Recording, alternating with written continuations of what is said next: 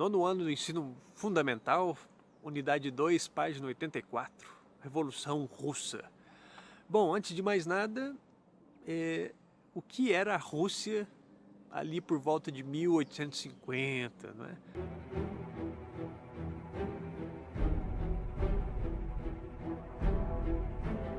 Um império gigantesco, a chamada Grande Mãe Rússia, não é? E até hoje é o maior país do mundo em extensão, mais de 17 milhões de quilômetros quadrados. Isso dá mais de 2 vezes o tamanho do Brasil, e naquele período ainda maior.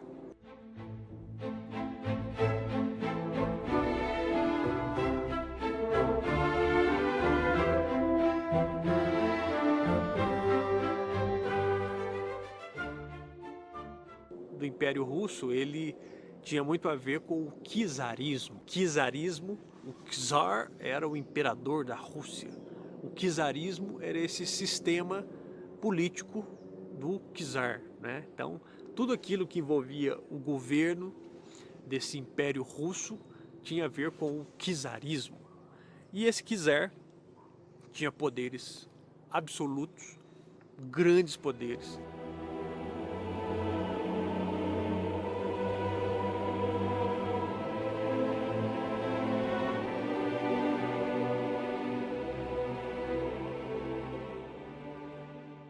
E a Rússia era uma sociedade de cerca de 150 milhões de habitantes, cuja imensa maioria, mais de 85% dessa população de 150 milhões, era composta por trabalhadores, digamos, que estavam sujeitos à servidão, sobretudo servidão. Em algumas áreas ainda havia escravidão, mas na imensa maioria era servidão.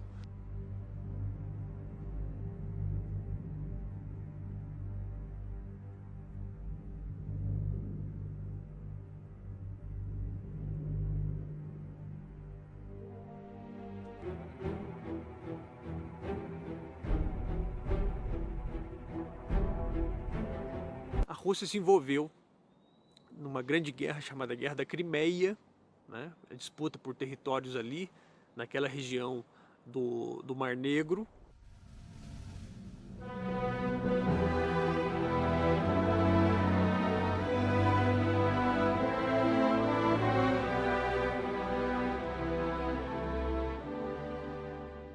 Até recentemente a Rússia se envolveu com a Ucrânia numa disputa ali sobre a região da Crimeia, novamente. Por quê? Porque a Rússia, apesar de ser um território imenso, ela precisa de ter saídas para portos que funcionem o ano inteiro. Isso é uma das explicações. Porque apesar dela ser um território imenso, a maior parte dela está bloqueado pelo Círculo Polar Ártico. Então durante boa parte do ano é congelada, né? E mais ao sul, a saída que ela tem, principalmente em direção à Europa e ao continente africano, e também ao Oriente Médio, é por meio do Mar Negro. E ali no Mar Negro tem uma península, que é a Península da Crimeia. Então essa região é uma região propícia a ter portos, e ali é uma região estratégica. Então uma das explicações é essa busca por uma saída pelo mar, um porto que funcionasse o ano inteiro. E ali na Crimeia, onde tem Sevastopol, tem várias outras regiões de portos, né? Então a Rússia perde essa guerra da Crimeia. Há uma resposta, né, do czar Alexandre, que era então o imperador da época, para conter essas revoltas sociais e esses problemas. Ele acaba declarando o fim da servidão em 1861. O fim oficial da servidão em 1861. Quer dizer, não poderia mais haver aquela sujeição dessa população por parte de nobres, senhores, donos de terra. Mas isso pela lei. Na realidade, o que vai acontecer é que esses servos vão continuar a viver em condição de servidão, mas com algumas liberdades muito limitadas além do que era anterior. Então, na prática mesmo, essa servidão não acabou. E as tradições ligadas à servidão também não acabaram.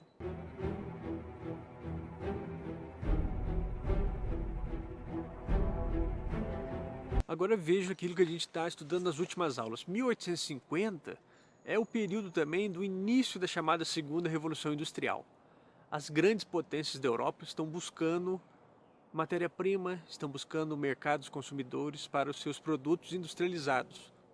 E essa busca por industrialização, e aí industrialização é igual a modernização, certo?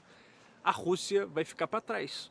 Primeiro porque é um país onde essas tradições que vinham desde a Idade Média, da servidão, dos donos de terra, ela não vai ser modificada. Não vai ser modificada. Ainda que com alguns estímulos à industrialização, a Rússia vai ficar para trás. Então é um imenso império que tem muitos territórios, que tem uma população grande, mas que não vai conseguir desenvolver a indústria, não vai conseguir se industrializar num ritmo que fosse capaz de colocá-la entre as principais potências do mundo. E aí as principais potências, a gente está falando da Inglaterra, da França, mas aí vão começar a entrar outras potências nesse jogo, a Alemanha, a Bélgica e o próprio Japão, com quem a Rússia vai travar uma guerra entre 1904 e 1905 e vai perder. E o Japão, uma ilha com recursos limitados, uma ilha pequenininha lá no extremo oriente, e vai derrotar o gigante que era a Rússia. O que explica essa derrota russa para o Japão? A industrialização explica em boa parte. O Japão começa a dar um salto de modernização, e aí no caso militar, industrial, enquanto que a Rússia é um país rural, um país agrário, um país de população do campo, um país onde essa urbanização e industrialização vai ter sérios problemas de se consolidar. O grande problema da Rússia nesse sentido da industrialização eram os donos de terras, que não tinham a mentalidade, né, de modernização, e o czarismo, que é esse sistema político, esse regime, né, político na Rússia. E aí essa mudança vai começar a acontecer quando boa parte destes camponeses, desses trabalhadores do campo, aliados a operários urbanos, começarem a se movimentar no sentido de destruição do czarismo.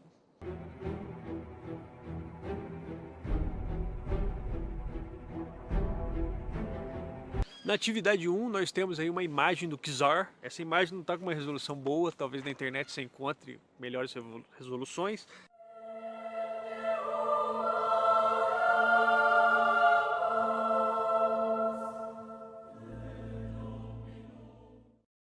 O czar lá em cima chicoteando o seu próprio povo, né? Então essas eram as obrigações que o povo devia para com o imperador da Rússia. Pagamento de impostos, a obediência, né?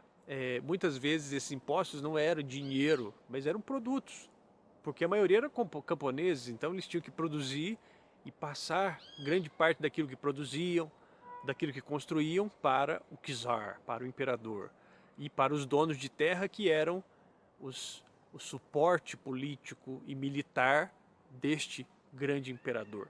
Então essa revolta dessa população vai começar a se dirigir ao imperador, mas aos donos de terras, aos senhores de terras, a chamada aristocracia rural. Aristocracia, aristói significa os melhores. Então na Rússia tinha uma aristocracia rural muito forte que dominava essas populações rurais. E aí a letra A pergunta por que a Rússia deixou de acompanhar países vizinhos como Alemanha, França e Reino Unido. Ela deixou de acompanhar no sentido da modernização. Por quê? Porque ali havia uma estrutura muito forte que impedia a modernização da Rússia. E a modernização significava a industrialização da Rússia. E a industrialização significava mais oportunidades e mais poderes para essa população de trabalhadores.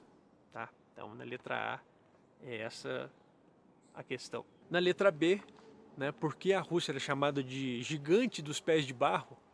Gigante pelo seu tamanho do território, mas com os pés de barro porque a economia dela não era forte o suficiente para aguentar o enfrentamento com outras nações muito menores, porque essa economia, essa base da Rússia imperial não era modernizada o suficiente, não era industrializada o suficiente.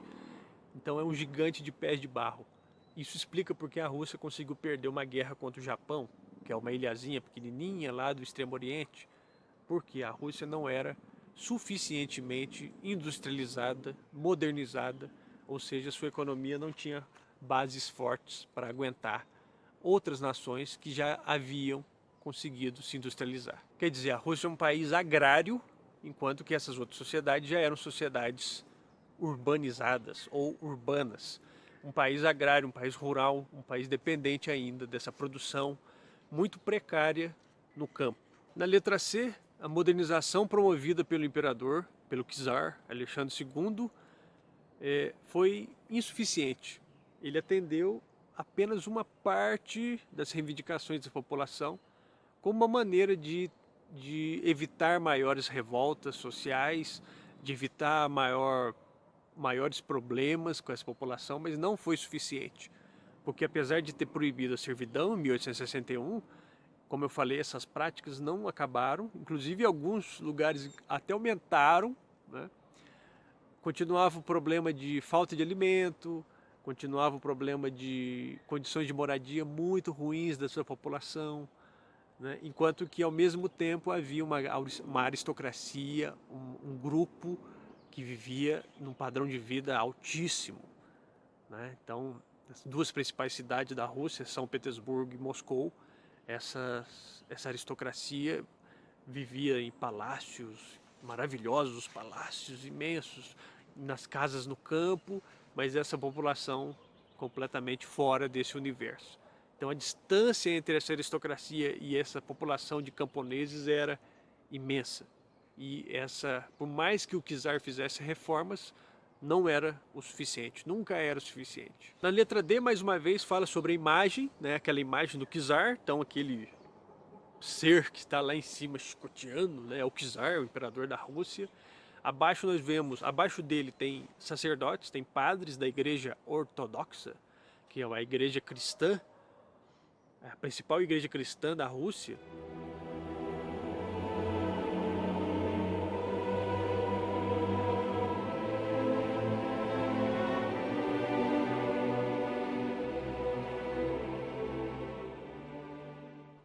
E que vai ser durante muito tempo identificada com o czarismo, vai ser um suporte do czarismo. Portanto, essa revolta muitas vezes vai ser direcionada também aos membros da igreja ortodoxa, aos padres, aos representantes da igreja ortodoxa, né? Essa revolta contra o czar muitas vezes vai ganhar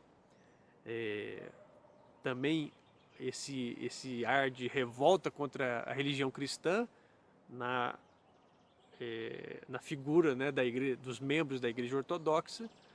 Os senhores de terras, a aristocracia rural russa, e abaixo nós temos ali camponeses. Então os grupos sociais representados são o czar, a aristocracia, os membros da igreja ortodoxa e a população de trabalhadores, camponeses principalmente.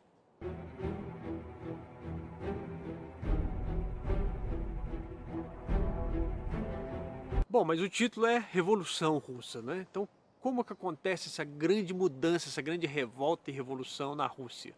Ali no final da década de 1880 vai surgir o chamado Pozdry, né, o Partido Operário Social Democrata Russo, um partido que vai começar a propor ideias de mudança social mais profunda, de transformar a Rússia num estado mais moderno, e para isso necessariamente teria que acabar com o poder do czar. E isso vai dividir esse Pozdry entre várias lideranças e vários movimentos que podem ser divididos em dois grupos principais. Um deles é os chamados mencheviques e o outro grupo, os bolcheviques. Os mencheviques vão ser mais ligados a uma ideia de social-democracia, que é uma ideia de reforma. Então, por meio de reformas, né, você tira o czar, mas instaura um novo tipo de poder que, por meio de reformas, vai modernizando a Rússia, vai industrializando a Rússia, e esses mencheviques eram muito ligados à burguesia urbana, né, ao grupo de empresários, podemos dizer, que tinha uma mentalidade de acabar com o czarismo, mas não permitir muito poder aos trabalhadores, né? Então seria uma reforma de pouco em pouco. Essa é a ideia dos mencheviques, a ideia básica dos mencheviques. Já os bolcheviques tinham uma ideia mais radical, que seria a adoção de um Estado socialista, um Estado que viria para coletivizar as propriedades e para manter na mão dos trabalhadores esse poder.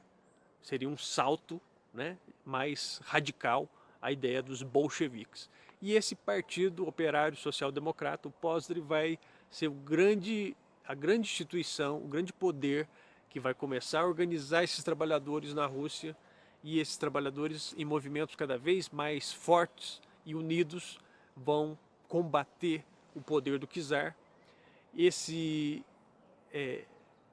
partido vai ganhar muita força a partir de 1905, quando a Rússia perde a guerra contra o Japão e aumenta a miséria, aumenta vários problemas, e esse czar, já no caso Nicolau II, vai aumentar muito o controle sobre essa população e a opressão.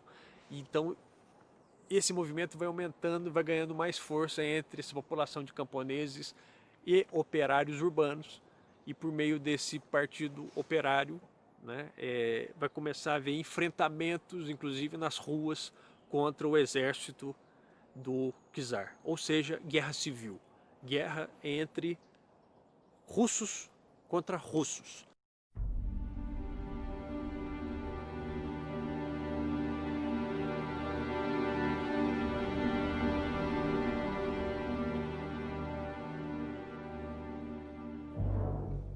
Mas russos que eram partidários do czar, do imperador, e russos que propunham a transferência do poder para as mãos da população. Ou, né, como eu falei, mencheviques ou bolcheviques, mas em todo caso o objetivo primeiro era acabar com o poder do czar. Portanto, o número 2 tem aí, né, as classes sociais envolvidas. Dos bolcheviques eram operários e camponeses, e dos mencheviques o empresariado, os burgueses, digamos, que ia média e alta burguesia. Os líderes dos bolcheviques, e aí nós temos a liderança principalmente do Vladimir Lenin, dos bolcheviques.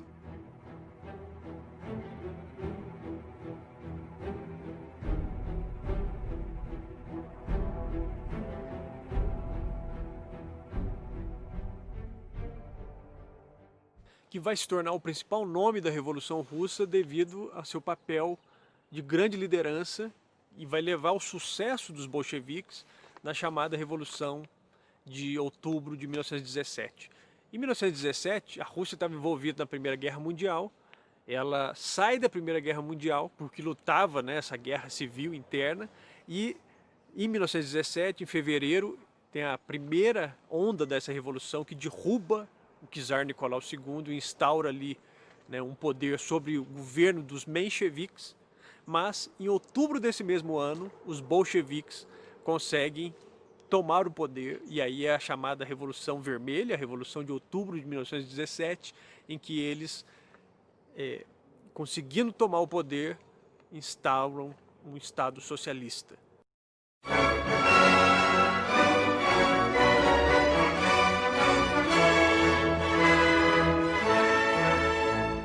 Um Estado socialista alternativo ao mundo capitalista. O que esse Estado socialista vai ter diferente? A ideia de coletivização da propriedade, o fim da propriedade privada e a planificação da economia, que é a centralização de toda atividade econômica nas mãos do Estado. Ou seja, o Estado, ele é um agente econômico, porque ele é o único agente, né, que vai controlar a produção, a distribuição de riquezas, né, que é o Estado socialista, numa ideia clássica do Estado socialista, e que necessariamente envolvia centralizar também o poder. apesar de que inicialmente né, os conselhos de trabalhadores, chamados sovietes, daí o nome que vai dar origem à União Soviética, né, União das Repúblicas Socialistas Soviéticas, mas isso a gente vai ver na próxima aula. Mas de todo modo, Lenin vai ser o grande nome desse movimento, porque ele vai conseguir levar à frente essas ideias mais ousadas e mais radicais dos bolcheviques e implantar, a partir de outubro de 1917, o Estado Socialista. Certo? Mandem dúvidas, é um assunto complexo, um assunto complicado, mas nas próximas aulas a gente vai trabalhando um pouco mais essas questões. Certo? Então é isso. Bons estudos, boas leituras e até a próxima.